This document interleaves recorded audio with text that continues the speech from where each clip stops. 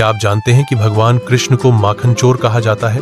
जरा सोचिए, एक नन्हा सा बच्चा जिसकी मासूम शरारतें पूरे गांव को परेशान भी करती थीं और साथ ही सबके चेहरे पर मुस्कान भी ले आती थीं।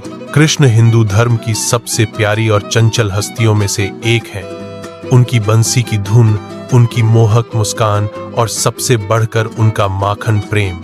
वृंदावन के हर घर में दही माखन की भरमार थी, लेकिन गोपियां जितनी मेहनत से माखन मथतीं, उतना ही डर यह रहता कि कहीं नन्हा कान्हा उसे चुरा न ले। गांव वालों की सबसे बड़ी चुनौती यही थी, कैसे बचाएं अपना माखन कृष्ण की शरारतों से। वे माखन ऊंचाई पर लटका देते, मटकी को छिपा देते, यहां तक कि पड़ोसन के घर में रख देते, लेकिन कृष्ण और उनके गोप मित्र हर बार कोई न कोई नई तरकीब निकाल ही लेते। कभी वे दोस्तों के कंधों पर चढ़कर मटकी तक पहुंचते, कभी छड़ी से उसे फोड़ देते, और जब गोपियां शिकायत लेकर यशोदा मैया के पास पहुंचती तो कृष्ण भोली सूरत बनाकर कहते, मैया मैंने तो कुछ किया ही नहीं, ये सब मुझ पर झूठा इल्जाम लगा रही हैं। उनकी मासूमियत देखकर यशोदा मैया भी पिघल जाती और गोपियां भले गुस्से का दिखावा करें, पर अंदर ही अंदर मुस्कुराती रहती। लेकिन एक दिन तो हद ही हो गई। कृष्ण ने सोचा, माखन सिर्फ मुझे ही क्यों खाना चाहिए, इसे सबको मिलना चाहिए। तो उन्होंने मटकी का सारा माखन निकाला और गांव के बंदरों को भी खिलाना शुरू कर दिया।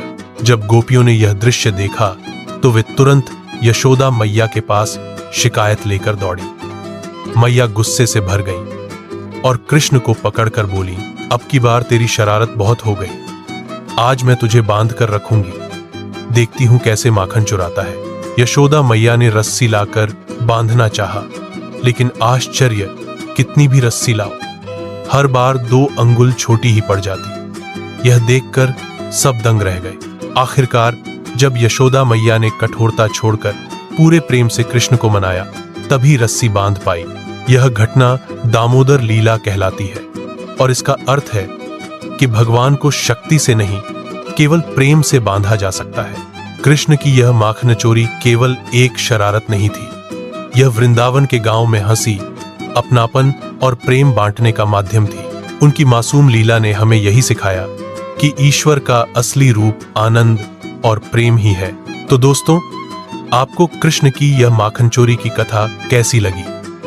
कमेंट्स में जरूर बताएं कि आपकी पसंदीदा कृष्ण कथा कौन सी है। और अगर आप ऐसी और अद्भुत कहानियां सुनना चाहते हैं तो हमारी बाकी वीडियो भी जरूर देखें। जय श्री कृष्ण।